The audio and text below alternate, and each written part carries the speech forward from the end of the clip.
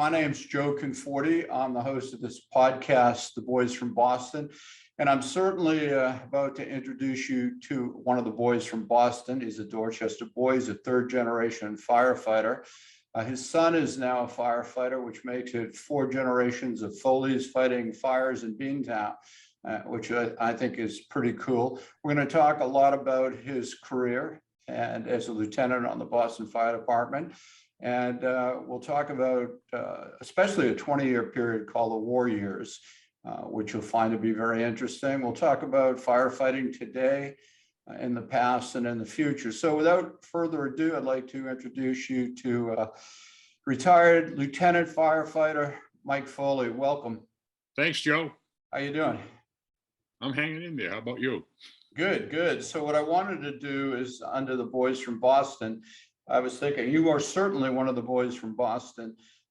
You're my age. So what I'd like to do, how about you give me a summarized background? Okay, born and brought up in Boston and Dorchester with my 2 brothers and my parents, obviously.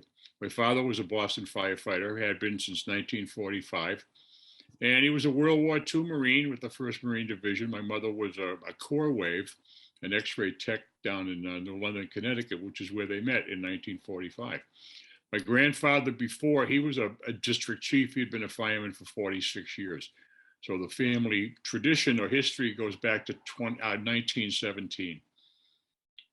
That's amazing. Tell me a little bit about your grandfather and your father and the influence they had on you on becoming a firefighter. Well, my grandfather was what they refer to now as the old school kind of guy. He was, when he first came on, he worked what they called the day in 3 schedule. That meant he had 1 day off every 3 days. So they would work 48 hours, get a day off, then work 48 more hours. So it was a tough schedule.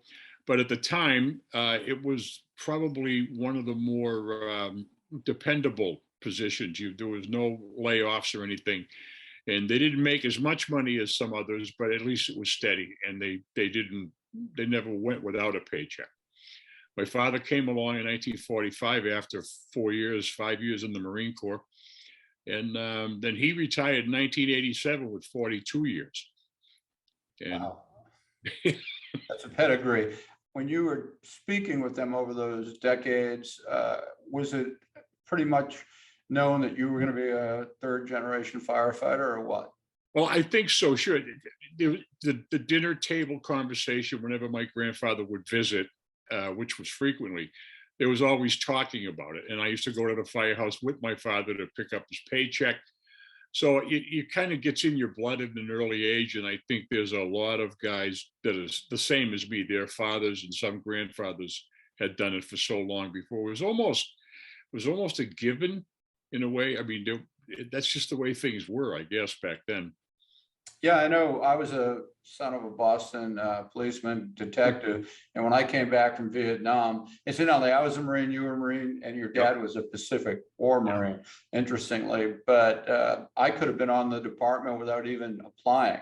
You know, I had a seat at the academy. I just would have had to fill out the paperwork. So that's how Boston, and I'm sure a lot of other places worked back in those days, who you knew.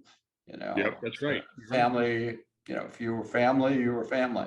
So that's your background. And talk about your son a little bit. What's he doing? My son, Tim, he's a lieutenant on the Boston Fire Department now. He's been on, be 11 years in November. And he becomes the 4th generation. And I don't know where the impetus came for him, though. We didn't talk much about it because, like I said, my father and grandfather would talk back and forth, and that's what I listened to. But I didn't talk with anybody about the fire department. Right. So, you know, it was just my own experiences, not sharing them at a dinner table, really. I want to start off with your Bellflower story, the conflagration at Bellflower Street, and what was it, both South Boston and Dorchester, both, or just Dorchester? Well, it's kind of on the boundary line. I don't know about the exact line, but it's right there on the edge of both. Okay, so let's talk about you being at the station when the call came in, and the story you've told me before on other projects you and I are working on. So Tell me about that. Well, it was May 22nd, 1964. I borrowed the family car to go to a Marine recruiter in South Boston and signed all the papers I needed to sign, and then went over to the firehouse where my father was working that day. And I was scheduled to take my oath to actually join a week later. While I was there in the firehouse, the box came in. They sent ladder 20 and engine 43 to a fire on Bellflower Street. And the first indication we got that was something out of the ordinary was when the lieutenant on ladder 20, Jim Kennedy, ordered the second alarm, and he was still roughly a half a mile away from the fire. And it was so at that point, we ran to the back window of the firehouse and looked out, and you could see the smoke on the horizon. And there was someone there. I jumped in his car and I went over there with him, and my father handed me his helmet, his dungaree jacket, and his work shoes. And off I went to the fire. I was there probably 2 or 3 minutes after ladder 20. And it was an absolutely incredible experience. I never saw anything like it before or since. Talk a little bit about the fact, given today's world, how this would have gotten your father fired and put in jail. He gave you part of his uniform equipment, and Right. then talk about your experience, because we're going to have a video that we Okay. can show that's actually going to show you at the fire. Oh, You wow. were just about to go in the Marine Corps Right. in a matter of weeks, I guess. I was going to take, 2 weeks later, I'd be off to Paris Island. All right. And so when I arrived, it was beyond belief. I had never seen anything closely resembling that before. I was 17 years old. And Lieutenant Kennedy grabbed me and he said, "Mike, drag hose, help somebody." So I kind of just did what I thought needed to be doing. And I was dragging hose up the street. And at one point I turned back to I turned my back on the fire, so to speak, to drag more hose. And just as I did, I felt an enormous blast of heat on my back. And I ran away. I ran 20 or 30 feet down the street, turned back, and the fire had jumped Bellflower Street. It had gone from one side right across to the other side. And it all happened in a matter of a second or two. It was unbelievable. Let's start talking about a few particular fires of that 20-year period. So give a definition of the war years, and then let's start with Bellflower. Okay, the war years are a 21-year period of history in Boston with what I call unprecedented fire activity, where Boston's firefighters went to a major fire every 13 and a half or 14 hours for 21 years straight. There was a lot of reasons, I suppose. Urban renewal had been going on a lot. There were a lot of vacant buildings that had been abandoned, and people were lighting them on fire. And it was just a period. I mean, this wasn't just Boston. This was everywhere. New York had it, Philadelphia, Chicago, some other big cities. And it was just incredible activity. I mean, you were almost guaranteed to have a fire every tour you went to work. Basically 20 years of a fire every 13, 14 hours, correct? A major Correct. fire? That was on an average. I mean, there was some days you didn't have any. There were other days you had 3. So that just was an average over the 21-year period. And it's quite something. It'll never be seen again, that's for sure. All right, so you've got this unprecedented period, probably a lot to do, as you said, urban renewal, arson for hire. Boston became the arson capital of the world. There's a book written about that now. Right. What is it? Burn, Boston, Burn. Burn, Yeah. Boston, Burn by an ATF agent, I think. Right, that's Wayne Miller. He worked with the Boston Arson Squad back in the very early 80s. Okay, so we've got urban renewal, arson for hire, civil unrest due to social conditions, and a number of other things.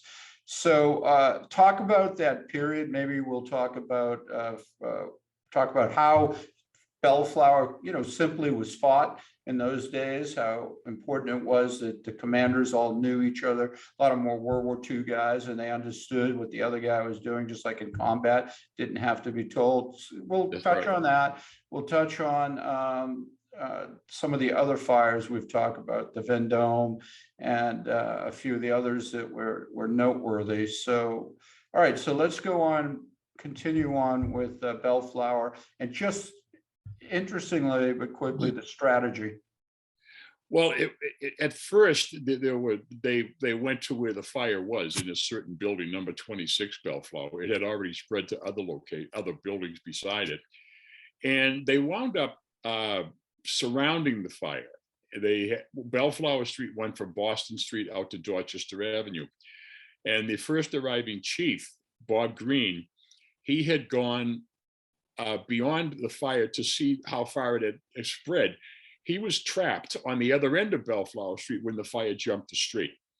So he was there on the other side by himself. And the deputy that was responding, Freddie Klaus, came into a position where Green had been from the start.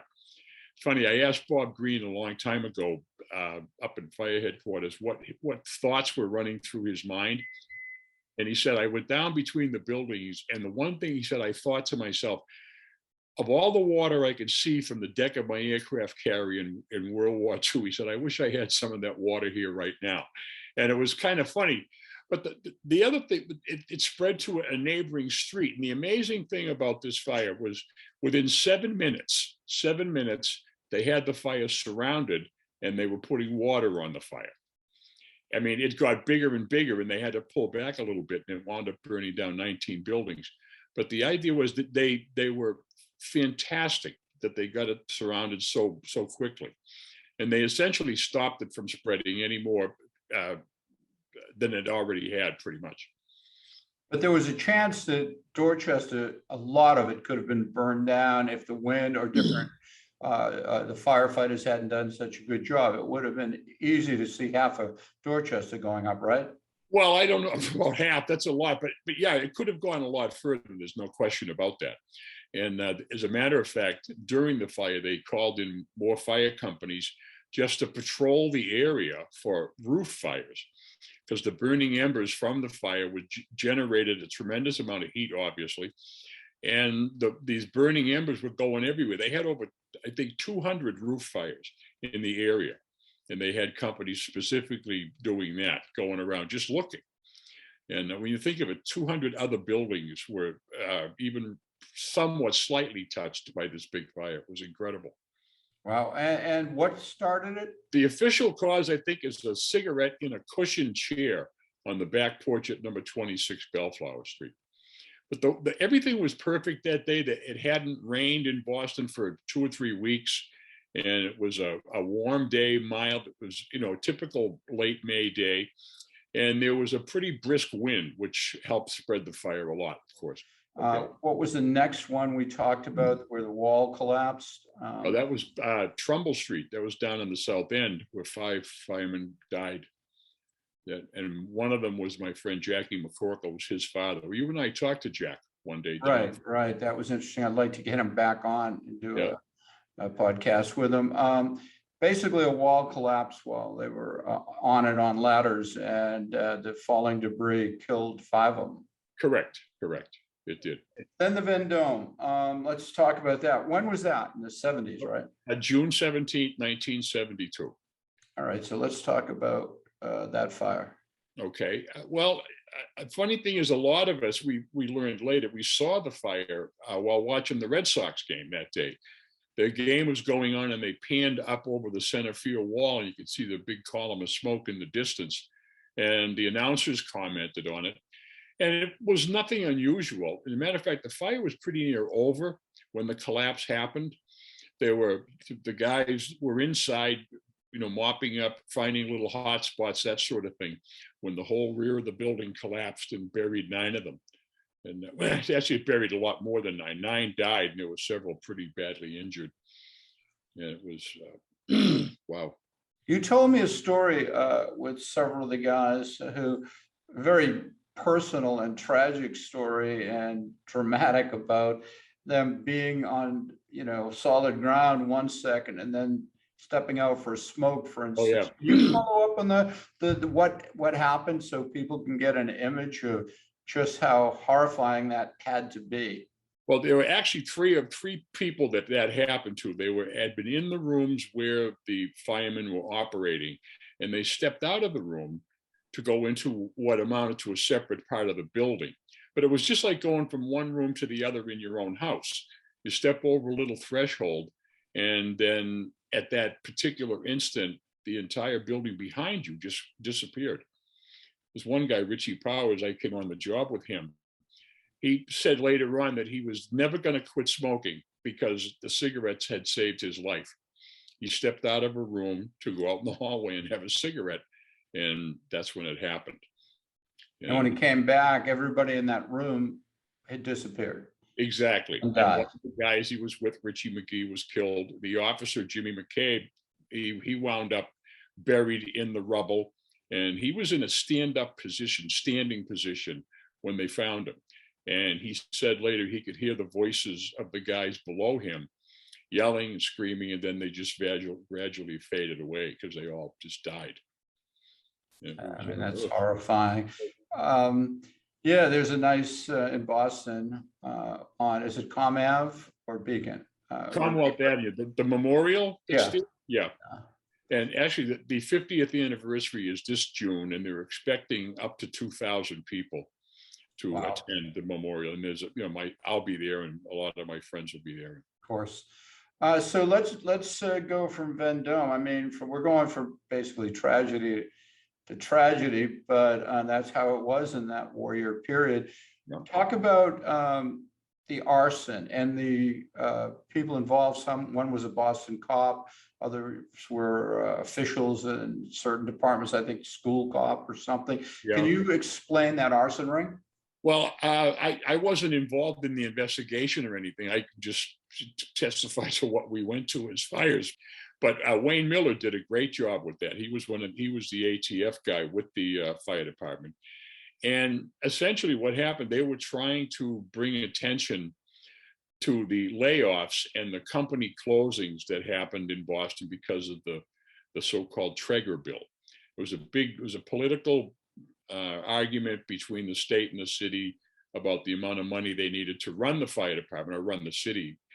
And these guys just went out and decided to call attention to the fact that they had eliminated roughly 25% of the fire department. And so they went out and decided to set fires to bring attention to that. And it didn't change anything. It just, there were a lot of guys hurt from that. There's several that never worked again after one of the arson fires. But Well, it'll be interesting because we have the video of that group or part of that group sitting at a fire, and one of them pulling out what turned out to be a gun. yeah, I read most of the book. I'm almost finished with Burn, Boston, Burn. It's fascinating and a great story on that period and that particular arson ring. But these guys were whack jobs too. oh, definitely. Do what they did. I mean, aside from the fact they were trying to get more firemen back. I mean, when I read the book, I was totally surprised. So it'll be great to show some of that footage of the fire. But if I suggest anybody read the book, and also you're the author of 2 books. Talk a little bit about those real quickly. Well, first, the number one thing I tell people, it was a lot more fun actually doing it than it was writing about it. But it was not an autobiography by any means. It was my effort to bring attention to the 3,400 Boston firefighters who worked during those times. So while the books do have some of my own stories or my own recollections, my goal was to cover the contributions made by everyone, because I certainly wasn't alone. I mean, any of the fires that I went to, there were anywhere between 15 to 100 other firemen there at the same time. So that was my goal, was to bring attention to their efforts, so many years ago. Well, I'm going to put it up on the screen. So talk about the book, the names of both books, and then we'll put a link on the screen. Okay. It's called Busy as Hell. That was the first one, the smaller of the 2. And the second one, I really had to dig deep for this, Busy as Hell 2. Ooh, that's creative. Yeah, I know. But the second one, the larger one, I kiddingly told people it's larger than the Boston White Pages, and it weighs 3 pounds, which is a pretty fair sized book. Mm-hmm. But there's a lot of history in there. There's a lot of analysis of some of the major fires that happened. And in the back, there's a list of 3,400, I think, firefighters who actually worked during that time period. Oh, that's great. I've read them. They're really, really good, especially for people interested in firefighting. I highly recommend it. All right, so question, what it was like with equipment then and equipment now? I know a lot of the equipment, you told me stories that were funny as hell, that, you know, you bought your own equipment, you went in dungaree coats and jackets, and today you look at these guys and they look like Star Wars troopers. You're So right. You're right. talk about equipment differences and what it's made, the technology has made in terms of reducing fires. The gear, like you said, some of us had two different dungaree jackets, one with the lining for the winter, one without the lining for the summertime.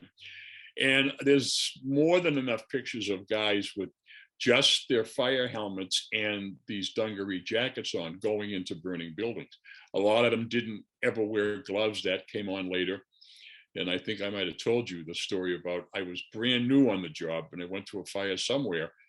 And the district chief told me I looked like a sissy, or I looked stupid wearing gloves. And because that was his generation, they didn't need no stinking gloves. So it came along later on in the early 70s when they decided they make everybody wear an air mask and that sort of thing. And they required us to wear the fire coats. I mean, we wore the fire coats in the winter because they were warm and they were made of rubber, so they didn't get wet. But this day and age, I don't know what started it all, but I know they have the so-called bunker gear or turnout gear, they call it in some places. And it's heavy and it's, I guess it's fire retardant. And that's been one of the issues with, you've heard about the cancer issue, I'm Yeah, sure. we're going to talk about that in a minute. We'll finish up on that subject. But you had guys who, I want to talk real quickly about the old timers and their different ways of doing things. There was a generational thing from World War.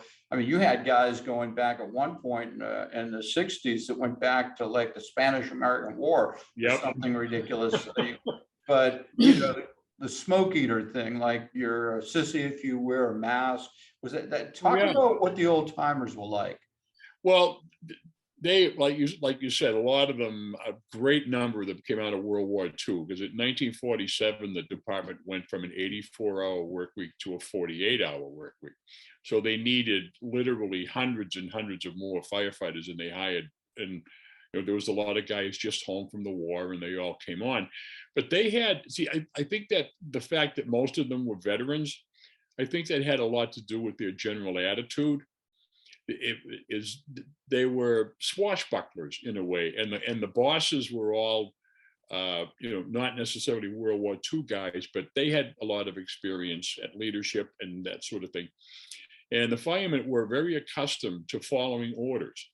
There weren't a lot of freelancers or anything, but it was that whole military mindset, I think, that came along into the department with those people. And there was just a different time. They just did their job and they went home, and that was it. There weren't any critiques or anything afterwards, except the usual, guys just talking in the kitchen or something. But it was it Tom Brokaw that called that the greatest generation? Right. I think it was. Yeah. And that's the way the firemen were too. A lot of us still believe that was the greatest generation of firemen. They were just rugged guys that did their job. And like you said, there was a whole, I guess you'd call it,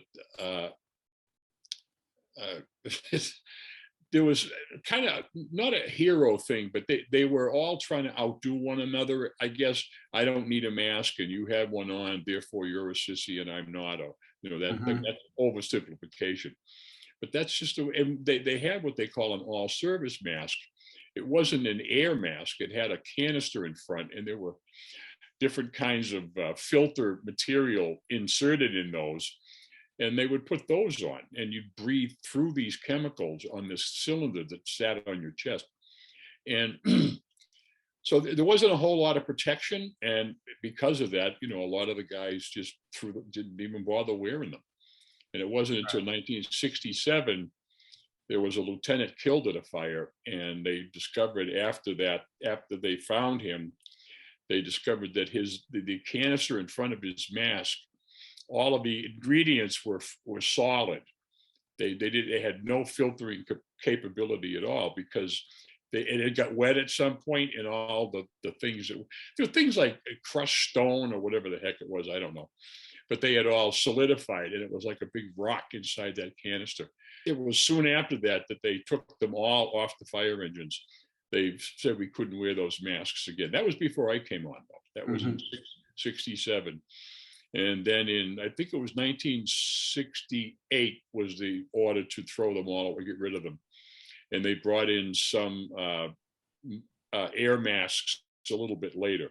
So there was a period there. The only mask they had was the so-called Chemox. And that was developed, it came from the Navy. They used a lot of the Chemox masks on ships because they were good for below deck fires and that sort of thing. And it also had a canister, but you had to pump it up. And I don't remember. I never used one, but it took a long time to get it active, what it amounted to. And there were a lot of guys that just weren't going to put up with it. They needed to get in there and put the fire out, and the mask be damned. Okay. And then lastly on that, you told me about, the command structure where somebody didn't want to, sound another alarm because then they would lose command. So you had one officer waving off another section that came in, I think, from the south end. We'll end on that story. Well, that was my grandfather. And like I said, I didn't see it, but I heard the story from at least 10,000 people who all claimed they were there and saw it. But he worked in South Bawstan, which is on the other side of the bridge from the south end, and never to be confused. Well, my grandfather was, his nickname was Iron Mike, and he was one of the original one building, one alarm chiefs. In other words, it didn't matter how big the building was, but if it was only one of them on fire, that's all they needed was the South Bawstan guys to put it out. And he was standing in front of a fire on Broadway, the West Broadway, down near the borderline between the South Bawstan and the South End firehouses. And when the South End guys came over the bridge to help fight the fire, he was out there in the street telling them to go ahead home. We don't need you. So, well, I understand. I understand that one. We're running out of time on this, unfortunately. So before we go, I'm going to sign off. Very interesting. Great stuff. All right. Thank you. Take care. All right.